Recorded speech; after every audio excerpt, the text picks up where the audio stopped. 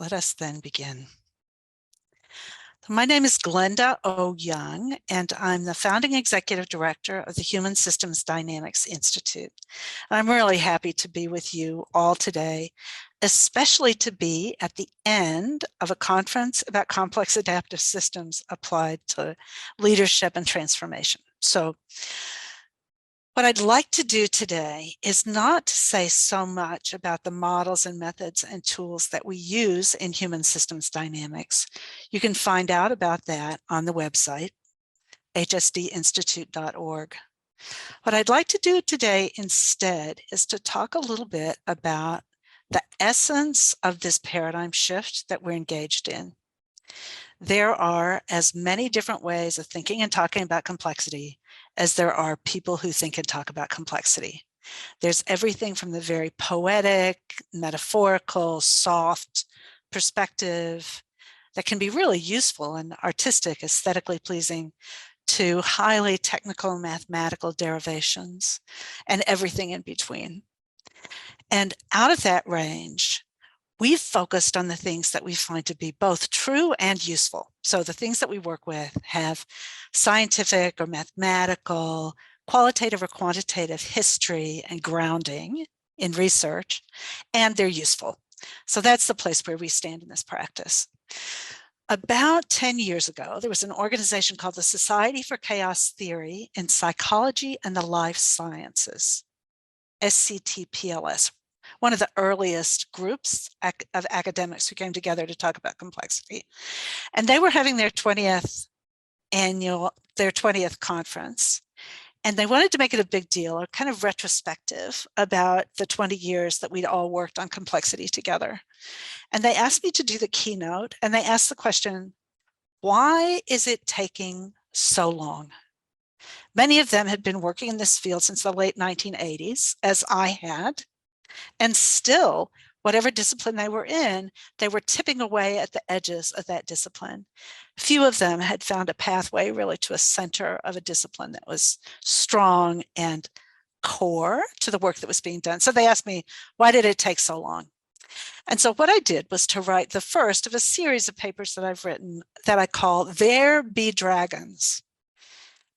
And so what I want to do today is to share with you some of those There Be Dragons. I believe that underlying all the dialogue and discourse and models and methods and sales stuff around complexity, that we're looking at some very fundamental reformations of human thought, that the assumptions that came to us in the Enlightenment are deeply challenged by complexity, and that if we don't come to terms with those deep challenges, we are never going to get anywhere.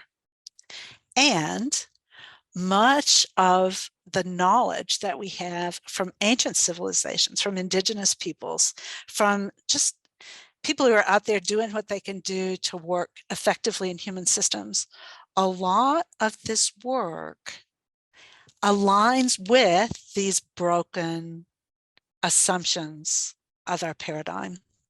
And so at the same time, this work, these dragons that I share, on the one hand, are pushing the edges of what we would think of as rational thought in the West.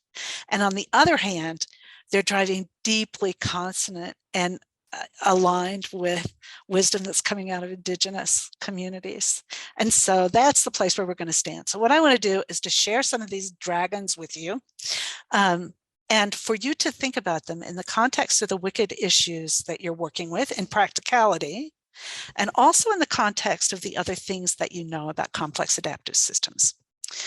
So with that as a grounding, I'm going to share my screen. And we're going to talk about 7 of these dragons. And so since we only have about 30 minutes, because I'd like to make sure that we have some time for questions at the end,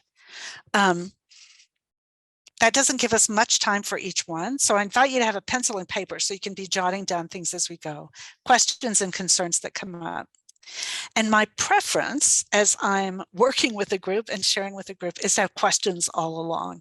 So if you have questions that come up for you, I'll pause at the end of each of the dragons and try to take a question or two that Mike can find in the chat, because it's hard to save them all to the end, especially when I think you'll agree with me.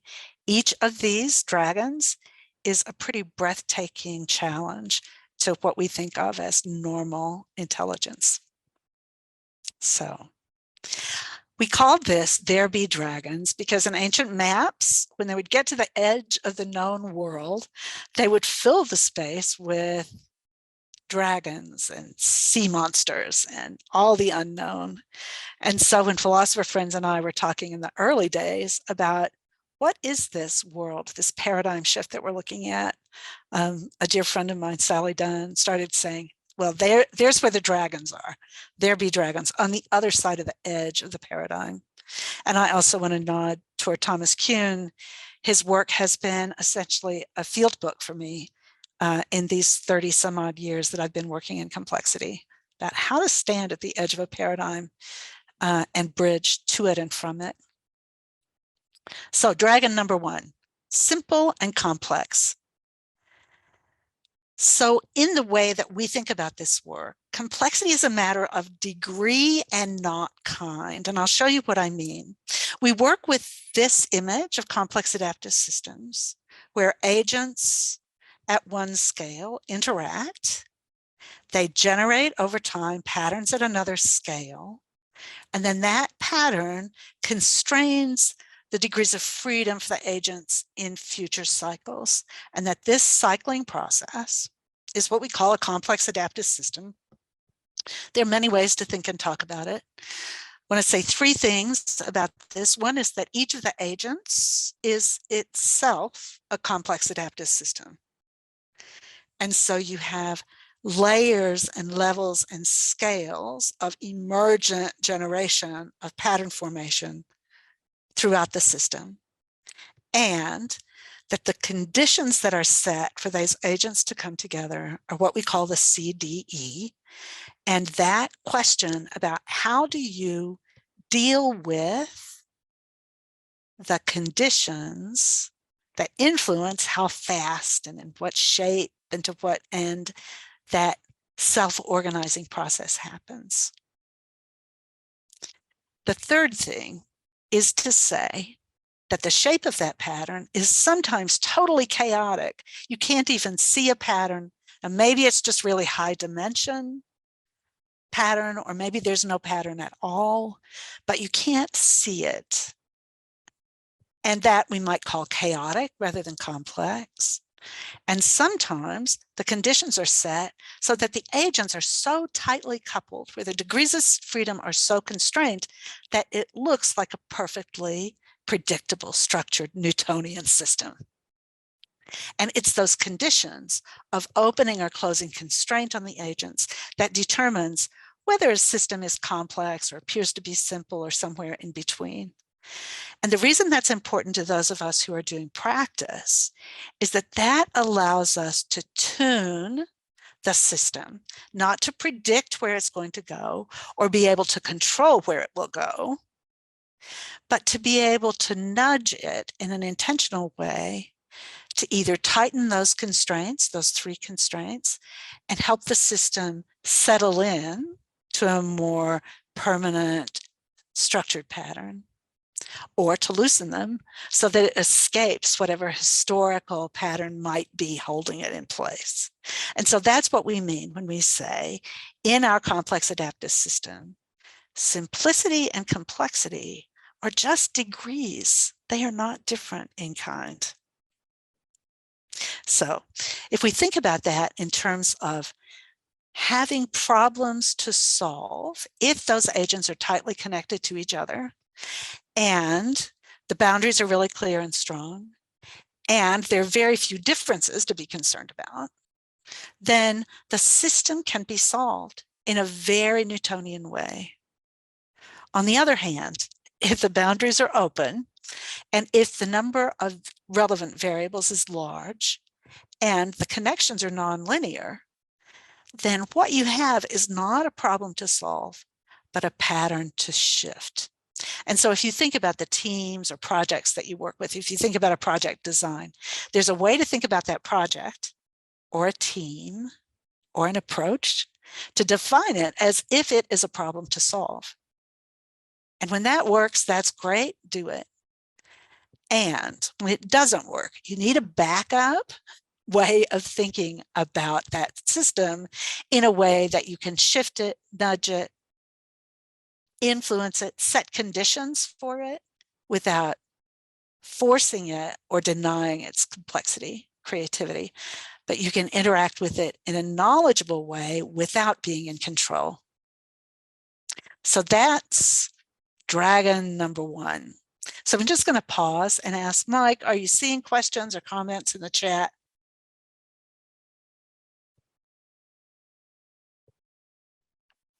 No questions as of right now.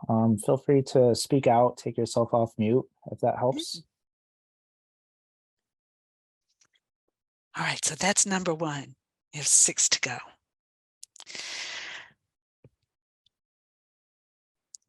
Problems and patterns. So as we're looking at that relationship between problems and patterns, when we're seeing a continuum rather than an either or, that's when we begin to see there's a possibility for dragon number one to come into this practice of dragon number two.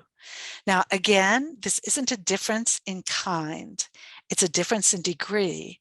And so there may be times when you're at a boundary where you have a place where you can shift to bound the system, constrain it so that you can treat it as if it's a problem, or you can, in the same meeting, almost in the same breath, open those constraints and create a pattern in which you can begin to shift. One is full of certainty, predictability, bounded control. The other is in a system of engagement and dancing and interaction with a system. Work that I've done with Agilis, it's very interesting to think about a retrospective in terms of these two approaches, that there are ways in which in the retrospective, you're very concerned about what did we plan, what did we solve, what went right, what were the lessons that we learned. And in the same retrospective, you can look at the pieces and parts, but individual development, relationship, levels of quality, connections with clients, shifts in culture. All of those things are patterns to be shifted in the project. And if you don't think about those, then you're going to be optimizing something that may not be a long-term resilient context for work. So let's go to dragon number 3. This is about time. Time is not a line and you're not on it. Now, this idea about time being a line started with St. Augustine, and he said he needed some way to prove that the birth of Christ was some unique singularity moment in the experience of humanity and nature. And so he said, well, if we call Christ's birth the first moment, then everything else follows after in a straight line going out to infinity. And that's the way we came up with and began to embed the idea of time as a line. Now, there's so many challenges to that assumption. It's not easy to reject it, but how often and in how many ways do we think about time in a practical sense as being one thing following another, time as a line? But in this high dimension world, time is instead a manifold. So a manifold is an n-dimensional space within which there can be an infinite number of positions or possibilities. Manifold. And so as you think about time, it is a manifold this way. Time is a manifold preceding this current moment. An infinite number of possibilities and places in time, all the way back as far as you can imagine, even as many complexity scientists believe there was no Big Bang. And so as far back as you might go, that all of those possibilities are enfolded in some way in this current moment. And in the same way, this particular moment for each of us and any point where we're standing is the beginning of the manifold of possibility that unfolds in front of the future of us.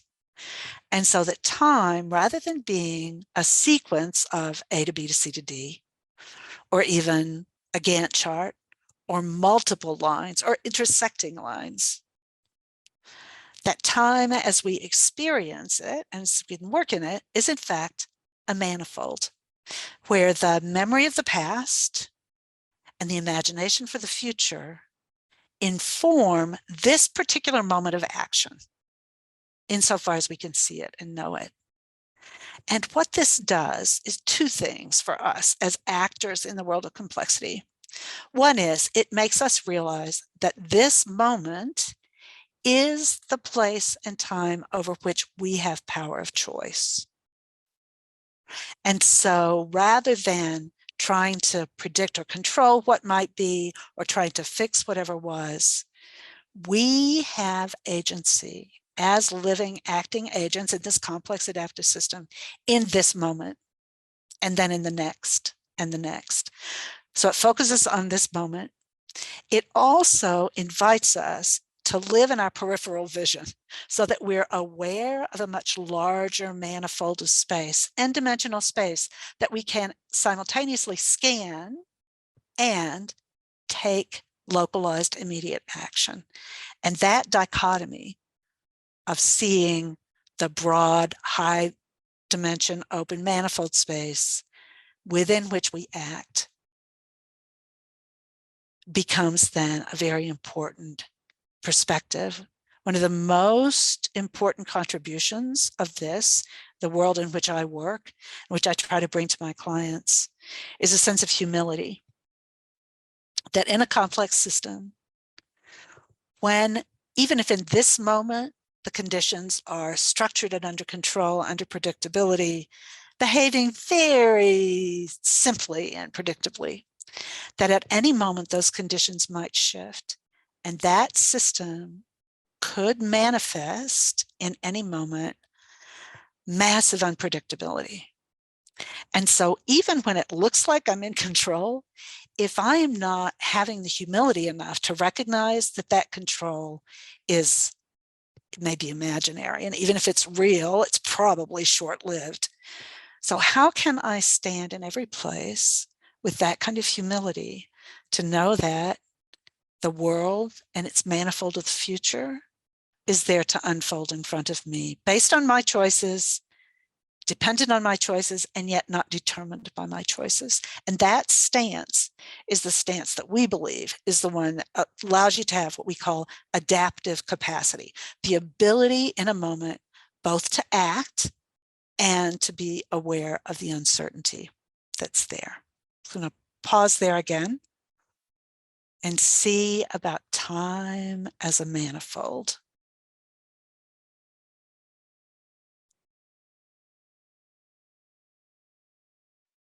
Can you let that one soak in? And ask yourself, in your role as a project manager, in a project you're involved in an engagement you're involved in this moment, what is the manifold that's behind you that is feeding into this moment? And what is the manifold from which the future will emerge for you?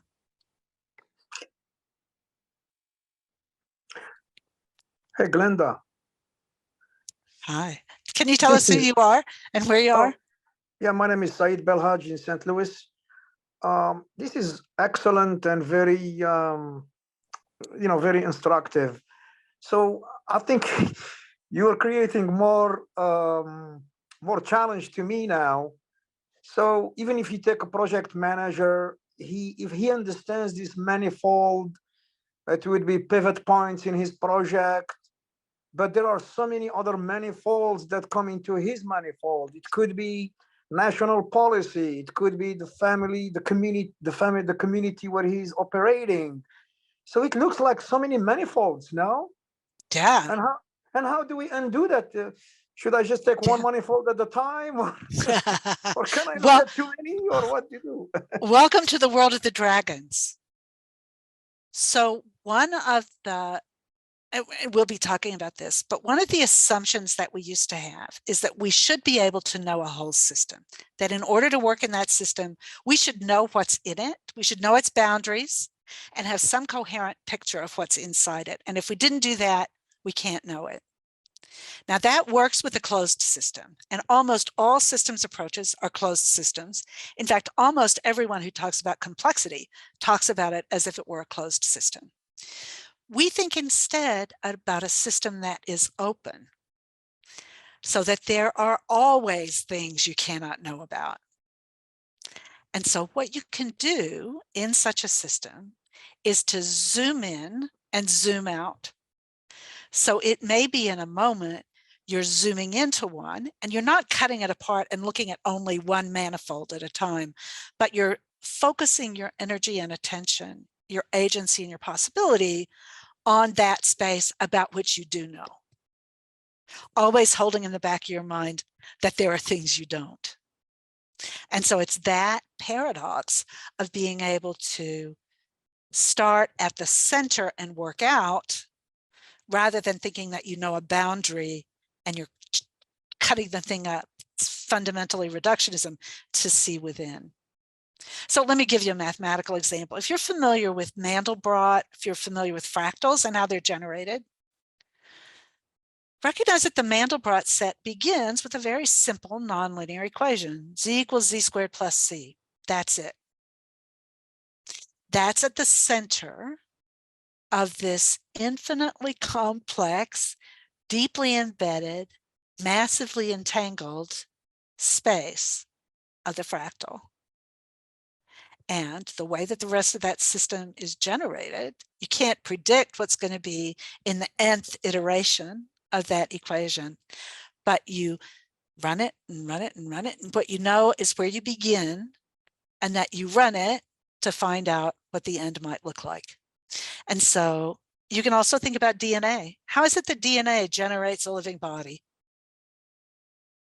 Does a DNA of a fetus know which of the cells are going to be what by the end? No, they don't. They don't even know exactly what that entity is going to look like, because it depends on environment as well as on the genetic code.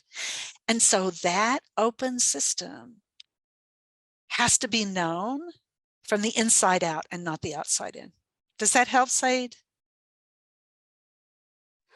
Yes, it does. Thank you very much. I also think that there are religious traditions for which this is perfectly logical.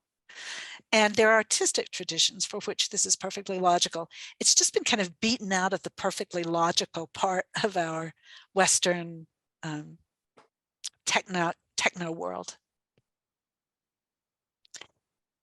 Dragon number 4 is about difference. And Said, I think this will also help with the being able to know something, even if you can't know all.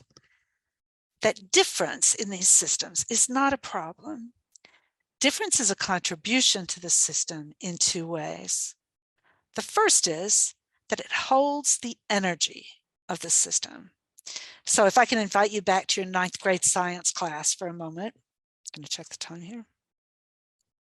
Your 9th grade science class, where you learned about potential energy. You learned that potential energy was held because of a difference. A difference in height gave you the potential energy that when something fell would convert to kinetic energy. In a spring, if you stretch it out, the potential energy is held there. In a battery, the difference in the poles, that energy in all of its physical forms is held in difference. And that energy comes to be when those differences are crossed and when those differences are allowed to inform each other. Not negating, but informing each other and moving from one to the next. And that's also true, we believe, in human systems. That in the same way that difference in a battery generates energy, difference in a team generates energy. Now, that doesn't have a value attached to it. Sometimes that energy can be pretty gnarly. Sometimes that energy is friction. Sometimes it's heat. Sometimes it's anger, frustration, but sometimes that difference is about learning and growth and possibility.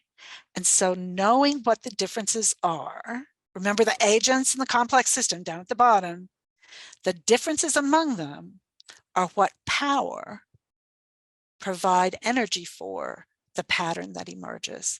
And so if you can think about the issues and challenges you look at now in your practical world at all scales, whether they're emotional ones or teams, pairs, organizations, projects, institutions, even the global issues like climate change and extremist violence, that you can think about the ways in which, what are the differences that are giving energy to this transformation? And is that energy constructive or destructive? Is it something that aligns with where we want to go or not?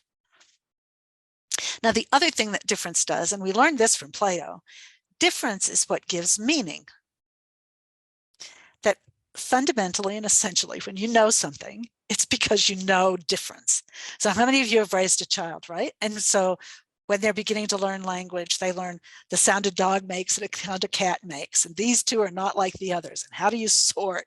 And that concept of being able to see and understand difference is the foundation of human consciousness and human knowledge. And so to be able to focus on what are the differences that make a difference is what allows you to make sense in whatever way you do sense making. The 5 ways of sense making, or this way or that way, or storytelling or narrative or mathematics or agent-based modeling, whatever you're going to do. Essentially, the thing that's driving the sense making there are differences. And so difference isn't a problem in a complex system. In fact, it is the source of what is possible, including what is known or not. The 5th one is a bit contentious, I fear. Explanation. That a description is not the same as an explanation. A description is not the same as an explanation. Now let's go back to a fractal here for a minute, just to give an example of this, and then we'll use some practical examples. But if you look at, I'm just going to put those both up at the same time. If you look at this description, you would say this is a fractal, it's purple. We might even say it's a Mandelbrot set. If we knew that, we might know its dimensionality. We might know this and that about it. We would describe it as a work of art, as a work of mathematics, as a metaphor for leadership. We could use it in all different ways. Those are descriptions. That's about what it looks like. That's its manifestation in this moment. Now that allows you to appreciate it, but it's not enough information to allow you to shift it.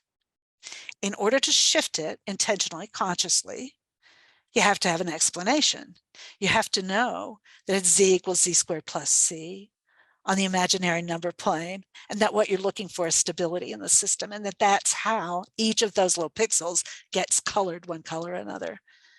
And when you know that, or when the tool you're using knows that, then you have a chance to adjust and adapt that fractal in whatever way you choose. And so it's very important for us as experts in this world or in any to recognize the difference between when we're able just to describe what something is and to be able to know enough about it, the internal workings, the relationships, you might even call it the mechanism within, to be able to shift. You see this in pharmaceuticals these days, in the biologics, such an important thing that we understand now much more about the description of COVID, but it wasn't until we understood the explanation that we could begin to interrupt it. And so seeing something and being able to describe it is not the same as an explanation that allows you to shift it. My husband and I had many arguments about psychology, and I see it as just, it's basically a descriptive science, and that's not bad. That can be very useful. But he would say, you look at the DSM-3, and there are thousands of descriptions of thousands of different problems and dysfunctions and possibilities. That he would laugh. He was a psychologist. He would laugh and he would say, but you know, there are only 3 things we can do. We either give them drugs, or we talk to them, or we do nothing, because that's all we understand about the underlying explanation. So that idea about not saying that one is better or worse, they're not, but knowing the distinction is incredibly important. In fact, I would want to say, I hear a lot of Agilists kind of complaining about the fact that not all Scrum Masters are created equal, and having the label of a Scrum Master or the checklist or the criteria makes you a Scrum Master. But in fact, what makes you a Scrum Master is whatever is underneath that, recognizing the mechanics, the internal workings of decision-making and action-taking, and the culture of a space, and the relationships of people, and the adaptive capacity to be present, that it's that you're trying to develop as an explanation, not a description of this is, I know it when I see it, Scrum Master. So there's a difference between explanation and description. An explanation allows you more degrees of freedom in choice and taking action as you're building the shape of that manifold to come. Number 6, oh, my engineering friends hate this one. Precision is not the same as accuracy. So in a linear world, when we're working, we assume that the smaller our unit of measure, the more precise the measure is, the more accurate it will be. That's great when it works. The problem is when you're working in a complex system with a massive amount of variability in it, the smaller your unit of measure, the less accurate your measure is going to be. So increased precision can decrease accuracy in a complex system. Again, let's go back to this is a Julia set, another fractal. It's a derivation of the Mandelbrot set. If you looked at this and you took, let's say, a square centimeter. Now, a centimeter should give you a more precise measure than a square millimeter, the square meter. So if you think about taking a smaller and smaller and smaller unit of measure, it doesn't get to be a better measurement just because the unit is smaller.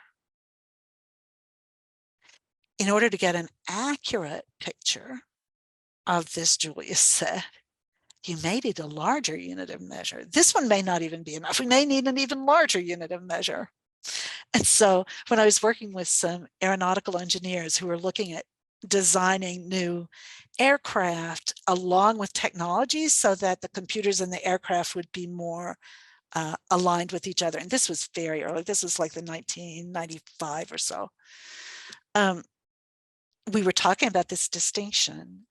And one of them said to me, do you mean it doesn't matter how many spreadsheets I make? I still won't be able to convince them to invest in my project? And I said, no, the investment decision is a complex decision where precision is not going to give you more accuracy. So I would ask you, as you think about the work that you do, when is precision the useful thing to move toward?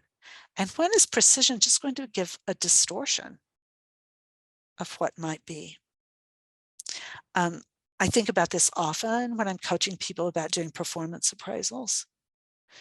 We often think, if I'm going to do a performance appraisal, I want to have examples and times and places and those may very well give a distorted view of what the overall complex pattern is for a person's engagement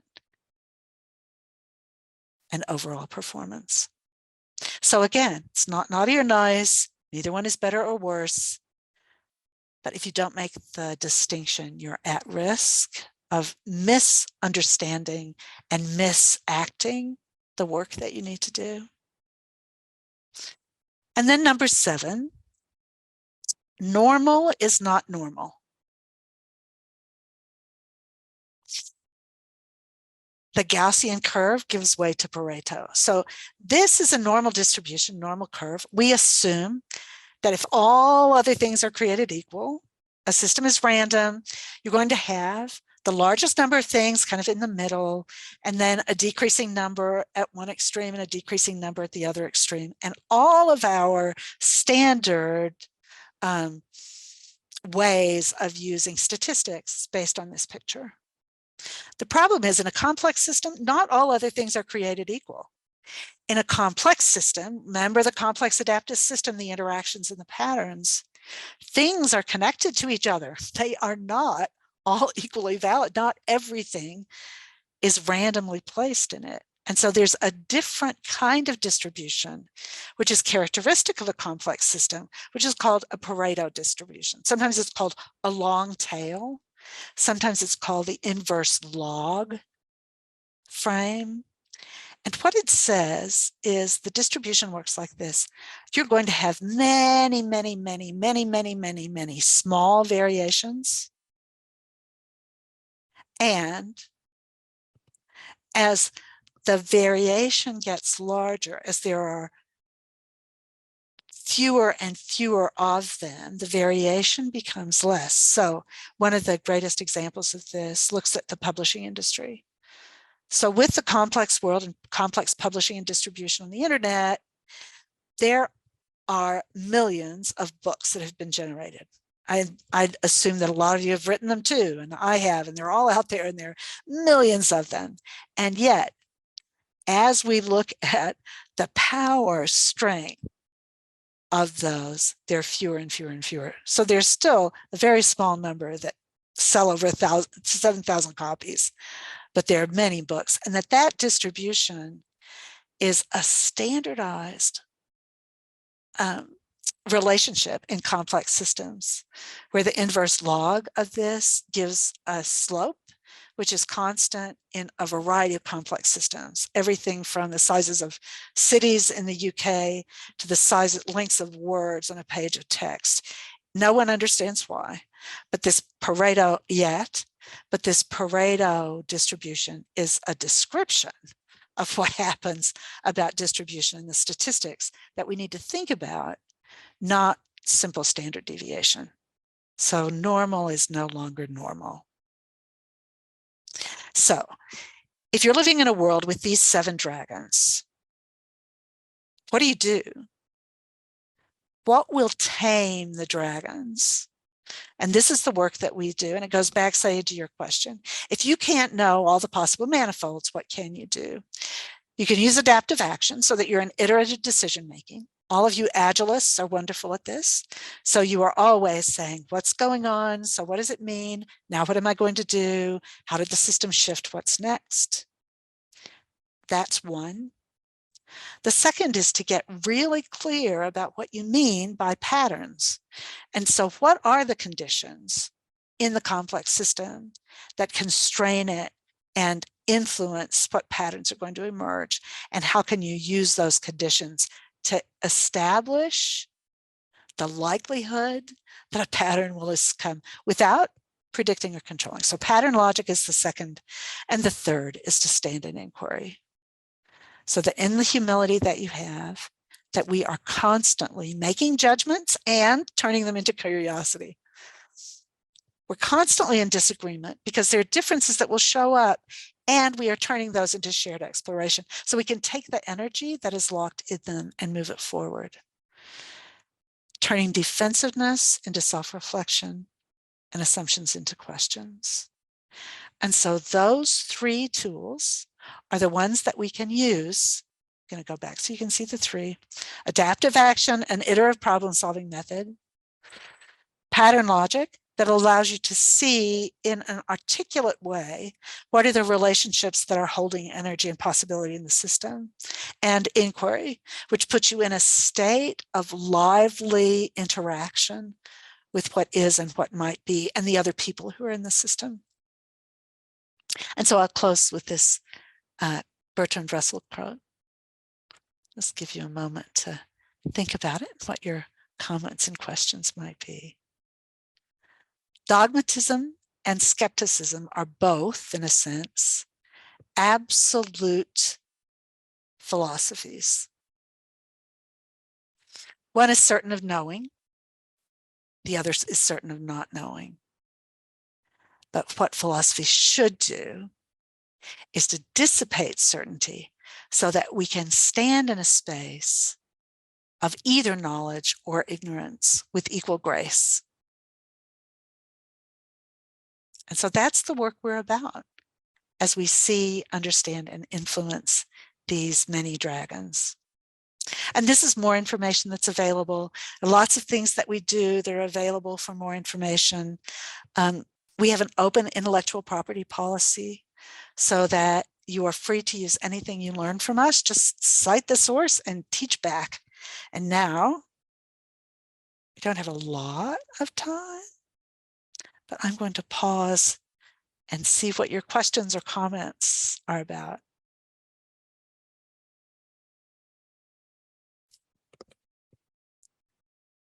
Yes, Luca, is that your name? Do you have your name up, hand up?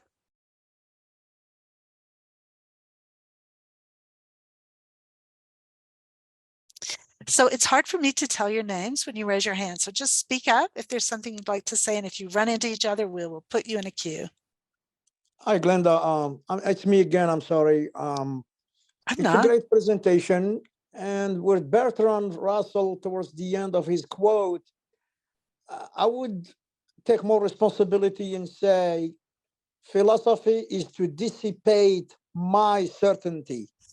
There may be other certainties out there at different levels, but I want to take care of my certainty first, because connecting to what you're saying before, I'm concluding that inquiry and humility are more than necessary for understanding systems. Mm. And they are very incompatible with the misunderstanding. That's a very good point. And one of the things that we say is that you can only do your own adaptive action. The what, so what, now what has got to be your agency, given the information you have, the place and time and power where you are. That's what you do as an agent in this system. You may see somebody else's over there and you may admire someone else's adaptive action, but this is your own. And so the certainty or knowledge in any moment is your own. And that's where the individual accountability lies in this world. Thank you for that, Said.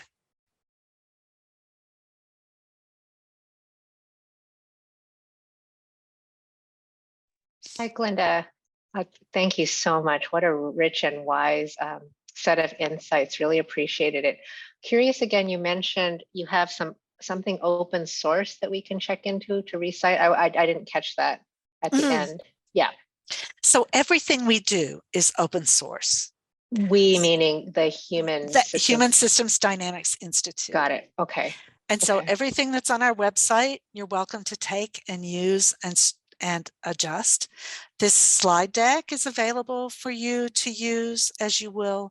So we believe that it's really important at this moment of paradigm shift that as many people as possible have as much access to these ideas as we can possibly do. So you are welcome to take them and use them. We have two requests. One is that you cite the source so that people know where to come. And the second thing is that as you use it, you will learn new things. You'll have new insights. And we ask that you teach those back, either to us in our community or to others. Much appreciated. Thank you so much for the clarity. You're very welcome. Thanks for the question. And Michael, I'm really curious about what you would say. Michael and I have been teaching a program on the dragons and will again in the spring, where we spend a session on each of the dragons. And so I'm curious, Michael, as you heard these, what are your thoughts? This is Michael Spade. I feel continual, well, with a really profound teaching, there's layers to it that have to settle in. So I don't have the experience of, oh, I already know that. I have the experience of, yeah, I've heard that and I'm seeing that in a sort of a different way, or that's an interesting aspect to it. So I'm more struck with the what would I say, the vibration almost of the teaching of the insights. Then you know, they're not a closed system, and so they don't close me down, for instance. You know, and that means they're sort of complex and sort of a pain in the ass because they're not You can't grasp them. Wouldn't Can't it be hold on to nice? them. Wouldn't it be Yes, damn it. Wouldn't it be nice if complexity were less complex? Yes, I would go damn it. for that. Damn it. Mm, Yeah. geez. But there is a kind of coherence and a kind of harmony Yes. Yes. that sounds different every time you come back to it. Yes. And it's Yeah. that which we Yeah. take. It's a kind of confidence in the coherence of the harmony more than it is competency in a particular set of skills. It's just a very different kind of pedagogy, a very different way of engaging with the world. And it's been lovely to do it with you all, you and Marie, in the context of the integral intelligence as well. Other comments or questions? Oh, I believe that our time is gone plus a minute. So if you would, as you leave, if you would just put in the chat whatever comments or questions or reflections that you'd like to share, I'll be able to stay here for a couple more minutes and would just really appreciate whatever, including challenges and corrections would also be welcome. So thank you very much for this time and for the work that you do to help bring coherence to the complex systems you live and work in.